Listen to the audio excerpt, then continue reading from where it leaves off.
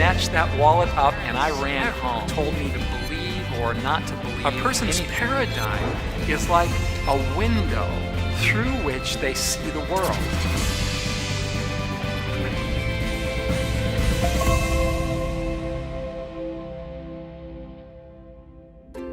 I grew up in a home where it seemed like we didn't believe anything. We never went to church, never read a single religious book. My parents never told me to believe or not to believe anything. Education was purely academic and secular. Literally, I don't remember God ever being mentioned in our home. But strangely enough, or maybe it's not so strange, we did believe in something. One day when I was about, I think I was 6 years old, I went down the street to play at a friend's house.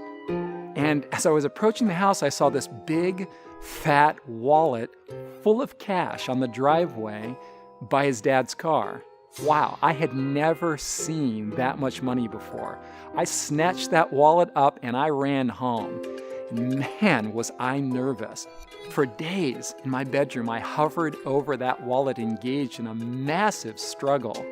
And after spending just $1 on some candy, I couldn't take the heat any longer.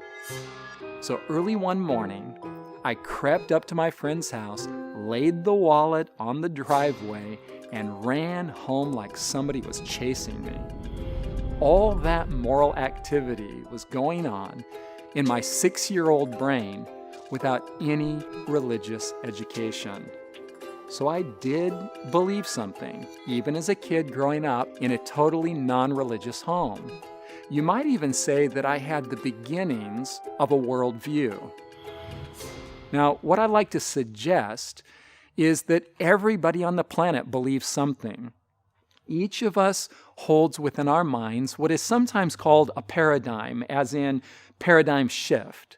The term comes from the Greek word paradigma. Para simply means beside, and the word digma means a pattern or a model of some kind. So a person's paradigm is basically the model held in the mind to represent what they believe about reality. Or think about it like this. A person's paradigm is like a window through which they see the world. It's the set of fundamental ideas that form the structure of a person's worldview or belief system. But now, check this out. With almost 7 billion people living in our world, you'd think that there would be a countless number of belief systems. But it turns out that there are pretty much only 6. Now, don't get me wrong. I don't mean to suggest that this is overly simplified. Of course, there are numerous different philosophies and religions, but here's the thing. All of them boil down to one of 6 basic ideas regarding what's up in our universe.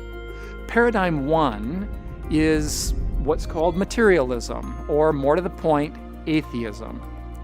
There's no God, and life is merely a biological accident with no meaning whatsoever.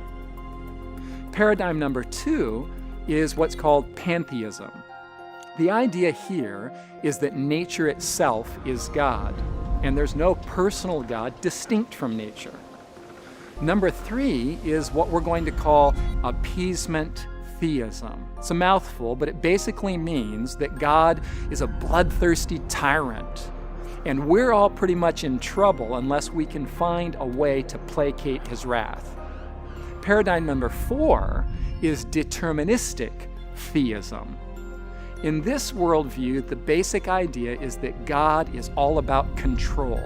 Everything that happens is by his sovereign will, all of it, the good, the bad, and the ugly. The 5th worldview is called deism. God made the world and then abandoned it, just left us to our own devices and demise. He's not involved in our lives at all.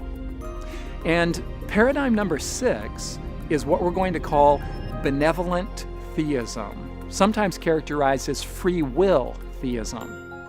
In this view, God is love, and He made us for love, which means that He had to design us with free will as our fundamental mode of operation. It's a short list, I know, but try it sometime.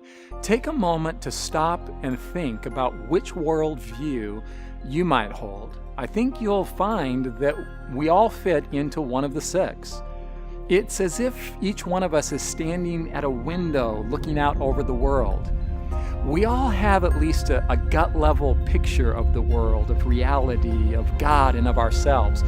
And even if we can't articulate what we believe, we do believe something. We at least feel the picture that we hold in our hearts, and we live by the dictates of its emotional weight. It drives us, whether we can name it or not, explain it or not, to act the way we act and to be who we are.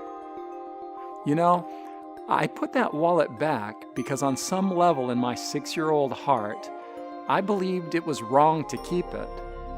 It's unavoidable. We believe things. So, what do you believe? What's your paradigma?